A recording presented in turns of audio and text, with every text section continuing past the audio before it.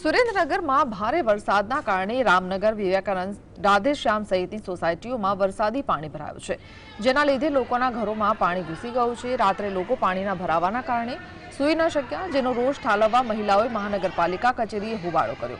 વરસાદી પાણીના નિકાલની વ્યવસ્થા નિષ્ફળ જવાથી પ્રજા પરેશાન બની છે। સ્થાનિક મહિલાઓએ મહાનગરપાલિકા સામે આક્રોશ વ્યક્ત કરી સાંજ સુધીમાં પાણીનો નિકાલ નહીં થાય તો ઉગ્ર આંદોલનની ચીમકી આપી છે।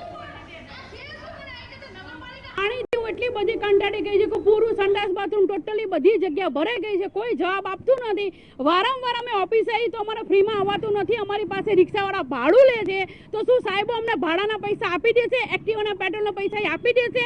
અમારી પબ્લિક એટલી બધી કંટાળી, કિચડ આખો ઢોળેડીને રોડ ઉપર કરેલો છે, કોઈ ભરવાની જવાબદારી લેતું નથી। મારા છોકરા 4 દિવસથી સ્કૂલે નથી ગયા, નથી ટ્યુશને ગયા। હું વિધવા બાઈ છું, હું એટલી બધી થાકી ગઈ છું ને કે હું મારા છોકરા લઈને હવે અહીંયા મહાનગરપાલિકા રહેવા તૈયાર છું।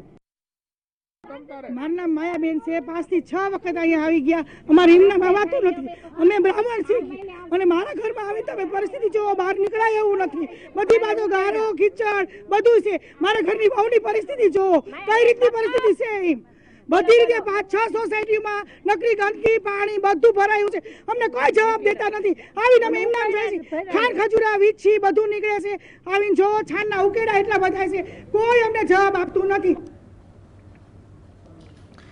સંવાદદાતા ફઝલ જોડાયા છે। ફઝલ, શું જાણકારી? જી ફઝલ।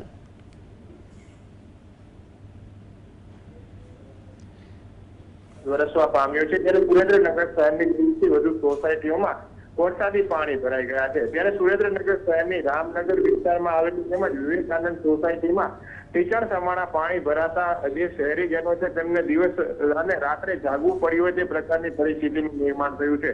આ જ મુદ્દે મહિલાઓ દ્વારા મહાનગરપાલિકામાં હોબાળો મચાવવામાં આવ્યો છે અને ઉગ્ર રજૂઆત કરવામાં આવી છે। જો 24 કલાકમાં વરસાદી પાણીનો યોગ્ય નિકાલ કરવામાં નહીં આવે તો તેમના દ્વારા આંદોલનની ચીમકી પણ ઉચ્ચારવામાં આવી છે। ખાસ કરીને જ્યારે વરસાદી પાણી ભરાયા છે ત્યારે જે શાળાએ જતી બાળકો છે તે શાળાએ નથી જઈ શકતા, એમ્બ્યુલન્સ પણ આવી શકે તેવી કોઈ પરિસ્થિતિ નથી। 500 થી વધુ ઘરોમાં પાણી ભરાઈ ચૂક્યા છે, એટલે ખાવા પીવાના પણ આ વિસ્તારના લોકોને ફાંફા પડતા હોય તે પ્રકારની ઘટના સામે આવી રહી છે। મહાનગરપાલિકાના જે અધિકારીઓ છે તે એસી ઓફિસ છોડી અને આ વિસ્તારની મુલાકાત લે, તાત્કાલિક વરસાદી પાણીનો નિકાલ કરવામાં આવે તેવી મહિલાઓ દ્વારા માંગ કરવામાં આવી છે। આજે સાંજ સુધીમાં જો નિકાલ કરવામાં નહીં આવે તો રોડ રસ્તા ચક્કાજામની ચીમકી પણ આ વિસ્તારની મહિલાઓ દ્વારા આપવામાં આવી છે। જી જી, આભાર।